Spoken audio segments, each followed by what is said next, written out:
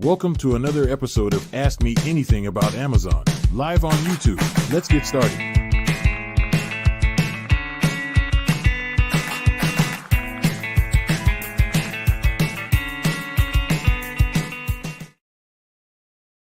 Hello, and welcome to another live episode of Ask Me Anything About Amazon. We're streaming live on YouTube, on LinkedIn, and on Facebook. Welcome, everyone who's joining me live. This is episode 1, and we'll be going for 5 episodes this week. If you have any comment, any question, you can go ahead and post it right now in the comment section so that I can see it and answer it. The idea is we want to answer all of your questions, especially if you are in the beginner stage, meaning you're starting your journey or thinking about starting your journey of selling on Amazon, so that we can provide you with the information that you need in order to start successfully in the year 2023. Now, myself and the team will be, throughout this week, we'll be doing these episodes. This time, the first episode, I'm going to be all by myself. But also, let me get started. Let me get started with a few questions. What we did was we looked at our comment section on YouTube, and we found 3 very interesting comments. So I'm thinking of starting out with these comments and going ahead and answering these comments, because I think they are very universal questions that I've seen over and over again. And please do let me know if you have any questions at the same time. Leave them in the comment section so that I can answer them. So let's get started with our first comment, which we found on our YouTube channel just a day ago. And it's from Rihab, who's asking, and this is a problem that most people face. They open their Amazon account, they're ready to start selling a product, but then the technical elements of selling on Amazon become a little bit too overwhelming.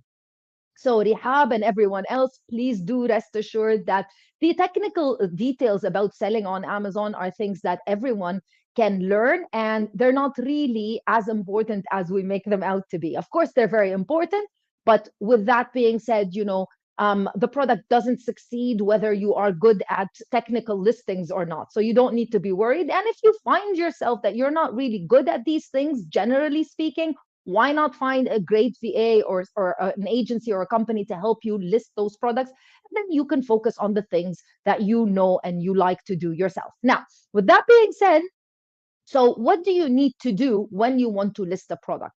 I would highly suggest when you do anything about and around Amazon that you are as organized as possible, because we want to get this done in one shot. We don't want to try over and over again. Ideally, you just want to get it done one time and that's it. It's done. Get organized, get all of your details organized so that you can go ahead and list the product directly. Additionally, you need to think about um, whether you want to list the product via a UPC barcode or a GTIN exemption without a barcode, because that would differ. I'm obviously referring to here when you are actually adding a product to the Amazon catalog rather than just adding an offer for a product that is currently existing on Amazon. With that being said, I would definitely divide the listing into 2 levels. Level number 1, we would call it the basic listing. This is where you're adding all of the basic details and information just so that Amazon can approve it, and just so that you can get the barcode in case you want to send the products over to the Amazon FBA warehouse. We call this a basic listing. You want things like your SKU number, your model number, manufacturer name, your brand name, and you would want to have an optimized title.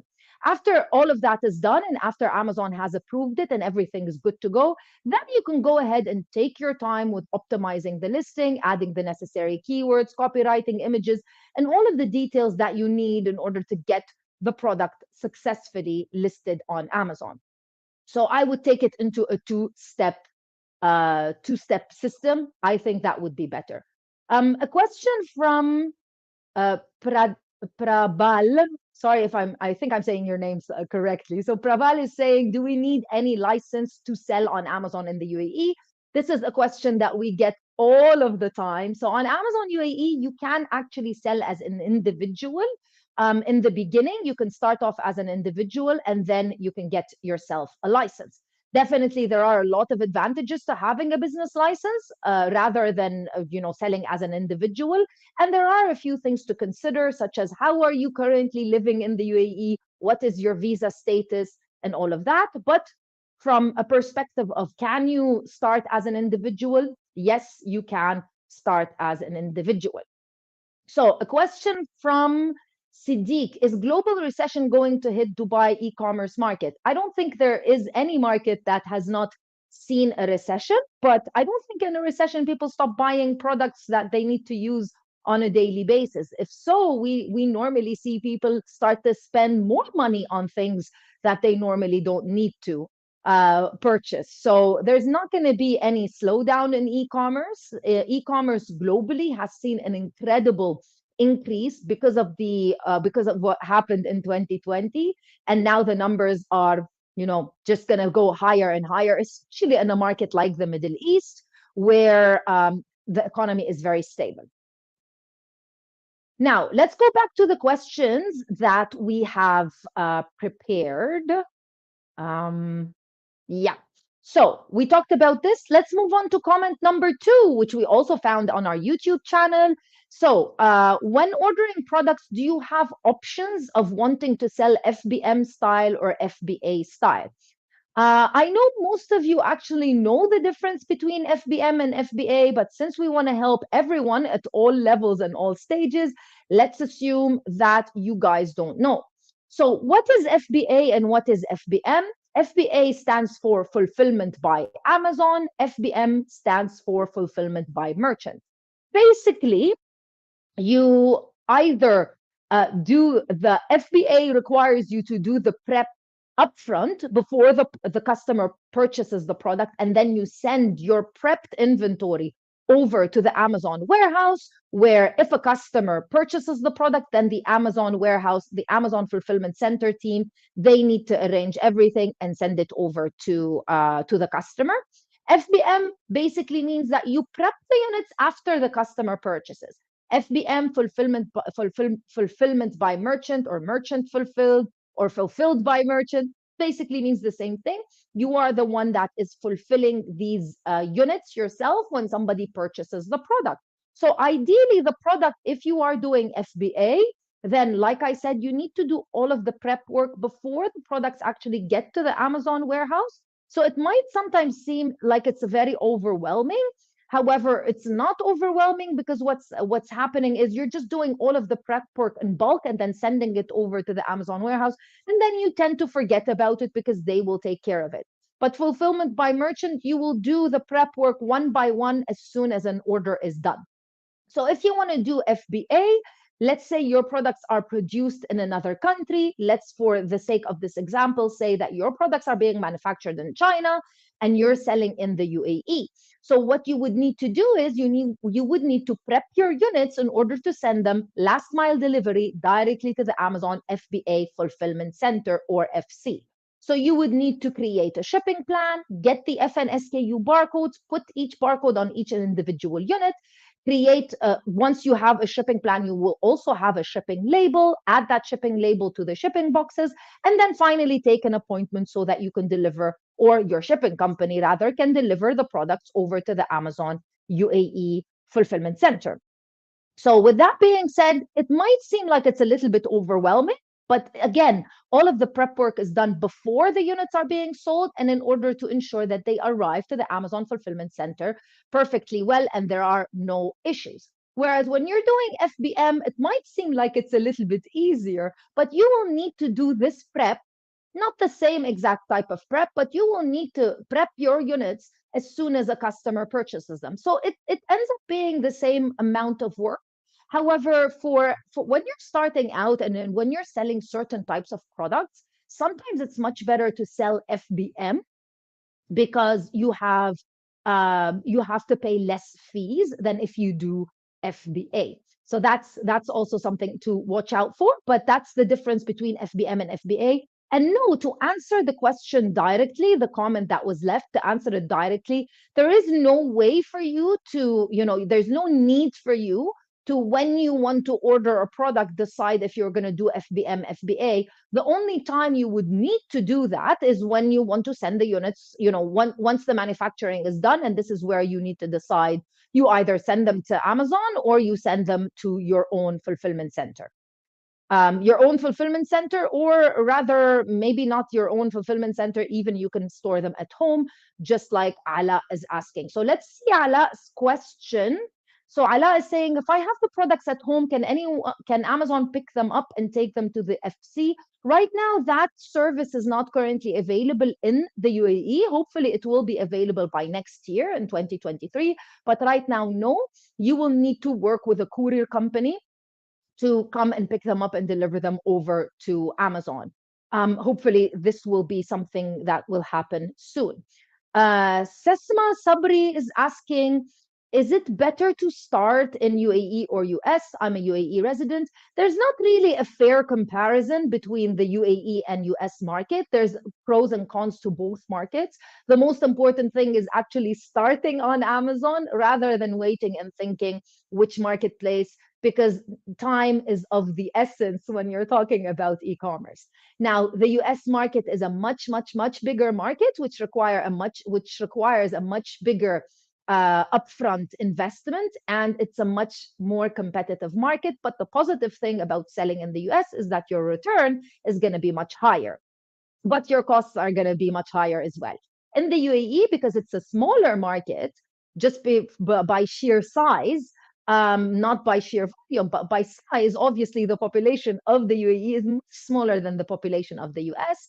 That's why the investment is much lower, but your return on investment is not necessarily lower, but it takes a little bit more time because of the sales velocity. So normally the best option would be to start, especially if this is your first time starting an e-commerce business. Of course, it would be wiser to start in the market where you are in, because it's much more comfortable for you, even though you can sell anywhere and live anywhere, but it is a little bit more comfortable for you. And it's normally much easier to start in the market where you live due to the paperwork, the tax system, especially in the UAE. And it's also much easier to start in the UAE if you are a new seller, because and new to business in general, new seller on Amazon, new seller to e-commerce, it's much better to start in the UAE because it'll be a much easier and faster way for you to learn. But again, there are no rights and wrongs. It basically depends on what your target is and what you're thinking of when it comes to, the business that you want to create. So Ahmad is saying, what happens? I'm answering Ahmad's question because it's very much related to what we were talking about. So what happens to the items I send extra not in the shipping plan? They will not be received. You can't send anything that is outside of the shipping plan because, that's not how it works. Siddiq is saying, what about fake orders? I heard from a friend you need to make fake orders on daily basis in order to get daily sales, and he paid around $500 on product hunting. First of all, I wouldn't use the word fake when it comes to Amazon or anything related to business. There's nothing called fake orders. These are giveaways that are normally done in order to get your products ranked and in order to get your listing ranked on the first page. Of course, there's a lot of strategies that sellers follow in order to compete on such a strong marketplace like Amazon, but you don't want to do anything fake because then you will be definitely penalized. Now, let me go back to the questions that we have. So, comment from Al-Ulum Al-Mubassata. Hi, Crystal. Thank you for your video. Thank you very much. I keep hearing you saying winning the buy box in multiple videos. What is that? So this is where it becomes a little bit confusing when it comes to what is a buy box. A lot of people don't know what it is, and a lot of people search for it. Definitely, if you already have an Amazon account, an Amazon seller account, you already know what a buy box is, kind of, or you've seen it because you as soon as you open your dashboard, you know what the percentage of buy box you're winning. So let me explain to you as simple as possible what a buy box is. For me in particular, in my opinion, I think it's a genius system that Amazon have created. The whole concept and idea of it is that Amazon have discovered that customers, when they log in to Amazon, they want to see multiple products and not the same product multiple times. And as you guys know, as Amazon sellers, we have the possibility to sell things that are already on the Amazon marketplace, that are already on Amazon. So imagine if you log in and you want to purchase a product and you get the same design, 50 different listings, the same exact design. First of all, it's confusing. Second of all, customers don't really spend that much time on Amazon. So what they're going to do is they're just going to basically leave without purchasing.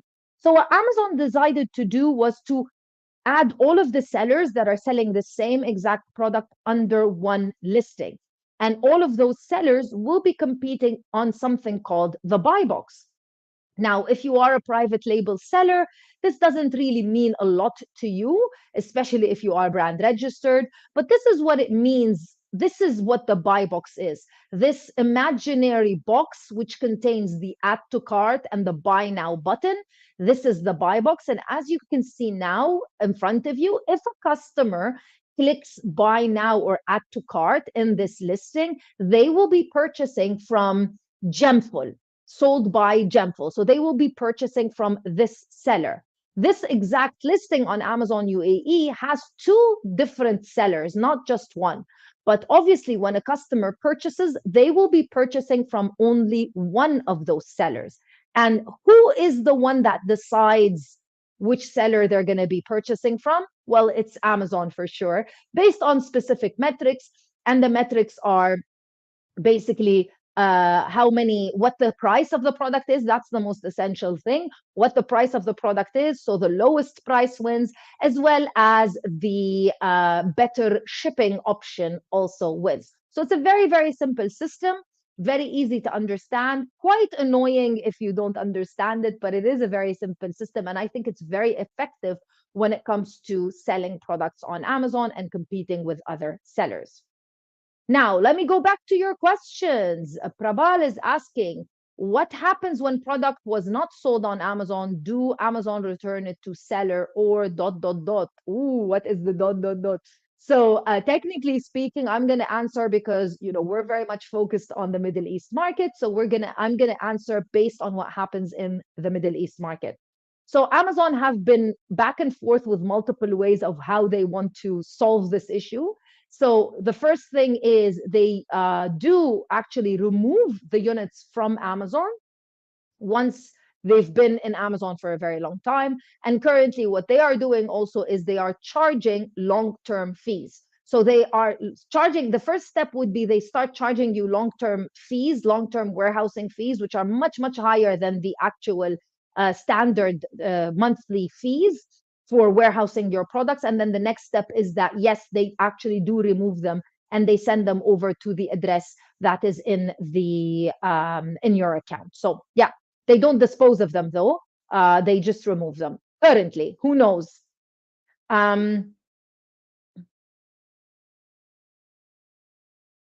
Okay. So what else do we have? Sesma's saying there are so many products with 2,000 plus reviews. What will differentiate my product from these products? I'm not sure there's that many products on Amazon UAE with that many reviews. And those reviews normally are for listings that have not started from the UAE. So those are like international listings that are currently selling in the UAE. There's always differentiation that you can do. Either you can differentiate with the marketing that you can do, so it can still stay the same product, but you can differentiate via the marketing that you do, which is great. But you can also differentiate by changing a few things. Of course, I'm sure you've heard this before. If you are doing the if you are doing product research on Amazon, and if you're doing some training and stuff like that, I'm sure you know that there are a lot of ways that you can change the product. Mostly you can read the reviews and look at the negative reviews and positive reviews, basically see what people like about the product, see what they don't like about the product, and try to fix your product. The great thing about Amazon is if you are able to identify a product that has a lot of demand but doesn't have a lot of suppliers, then that would be ideal, because then you should still differentiate your product, but um, it'll be easier if there is a lot of demand. So Walid is asking, I am in the process of launching a new product and the item is oversized. So Amazon has approved 100 pieces. Can you tell me how to convince them? So I'm not going to tell you, Walid, because you can watch the video that we launched last week about this same exact question. There's no way to convince Amazon. It's just about what your allocated inventory is. And for new accounts, when you start selling on Amazon, your allocated inventory for regular or standard size products is 300, and for oversized, it's 100 units. So that's exactly what they gave you. Now you need to keep selling for at least 3 months if this is a new account, and you need to be selling at a good rate, especially your sell-through rate needs to be high so that you can have more and more inventory. So there's no really way to convince them. It's just about how the process works, and it's called IPI score, which I'm assuming you can see. You have no score right now if you haven't started selling, but you can see IPI score when you log into your Amazon Seller Central. Ikram is saying, my question is, do we need VAT number for selling on Amazon in Saudi Arabia? It depends, Ikram, where you are at, where you reside, and how you are selling. So take it as a rule of thumb. If you are selling as an international seller, meaning if you live anywhere outside of KSA and you are selling on Amazon in KSA, then yes, you will need to register for VAT and start paying taxes as soon or even before you even start selling, because you're considered an international seller. It's the same thing for the UAE as well in exchange. If you are residing in KSA and you are selling as a KSA company or individual for that matter, then no, you have a threshold of 375,000 riyals. It's the same threshold that we have in the UAE, but in the UAE it's in dirhams, so that you can, before you start registering and paying for VAT. Normally speaking, when you open an account on Amazon, Amazon will immediately send you within a few weeks an email telling you about VAT or tax registration. They're just alerting you because it's very much dependent on your situation and what is happening. Now, a lot of you actually asked how you can work with us as Amazon Sellers Society and how we can provide you some more information. You can work with us if you are already a brand and you already have an account on Amazon and you require management for their account, or if you need help with opening a store from zero and you need help with product hunting, product research, procurement, getting those products from China, listing them, all of that, we can support you with that. We've got multiple options. You can check out and see and talk to our team that's based in 3 offices around the world, in Europe, in Turkey, as well as in Dubai. So you can go ahead and book a meeting and learn a little bit more about that. You'll find all of the information in the description box of this video or in the description box of wherever you're watching this, because we're streaming on Facebook, LinkedIn, as well as YouTube. And if you want to learn how to do this yourself, we've also had multiple people reach out to us. So a long time ago, we created an inner circle membership where you can become a member, a monthly member, and then join us for our private sessions and join the group of sellers that are part of the Amazon Sellers Society inner circle, where you can learn exactly how to do this business all by yourself, and we will be able to support you as much as we can for sure. So you can also learn a little bit more about how you can join the membership, where you can learn and do everything yourself. We're focused on the UAE and KSA market just in case. So Top Fun is asking, how can I check the quality of products on Amazon Associate before advertising it in social media? The comment on rating is half positive and half negative. That is a very, very good question. For anyone that doesn't know what Amazon Associate is, it's basically being an Amazon affiliate.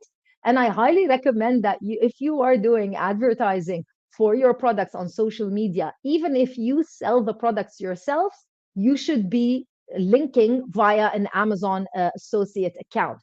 So you can become an Amazon associate and get some commission when somebody buys your very own products. Imagine how cool is that? And that there's nothing illegal or wrong about it. Now, the best thing to do, top fun, would be to actually order the product yourself, especially if you have a good following. First of all, ordering the product yourself will be great because then you can create really cool content that really convinces people. Because nowadays, on social media, just doing an ad with an image just really doesn't work anymore. So if you buy the product yourself, you'll be able to use it and you'll be able to film it in different ways. You don't even have to show your face, but you can film yourself using it and stuff like that. And that convinces people much more than just adding the image of the product from Amazon.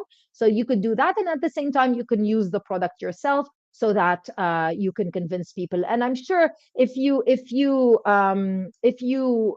use the product multiple times, then you'll be able to get a good return on investment in case you get one or two sales out of it. Sesma, you can find all of the details in the description box of the video. You're watching this on YouTube. You'll find all of the links in the description box of the video. Pacification, is the Saudi market bigger or the UAE market? It's not about size. Size doesn't always matter. But yes, of course, technically speaking, the Saudi market is bigger just because of the sheer number of people living in Saudi Arabia. And Saudi Arabia is newer than the UAE, so the competition is even less than it is currently in the UAE, especially that there are no really good tools currently working on Amazon KSA. So what ends up happening is you don't find a lot of sellers if there are no tools, which could be a positive thing for you because you can be the first of those sellers that is doing quite well on Amazon. And then once the tools launch, such as Helium 10 and other tools, which is just a matter of time before they launch, you will then be able to be like already ahead of everyone else in the market.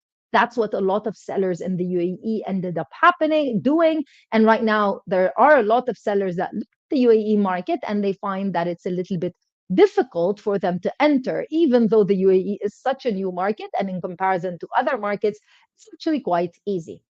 And that's it, guys. Thank you so much for tuning in to Ask Me Anything About Amazon episode 1. Make sure that you follow us all this week until December 30th, every day at 5 p.m. UAE time. Of course, you can watch the replay once we are done with our live, and we will be joined with guests throughout this week.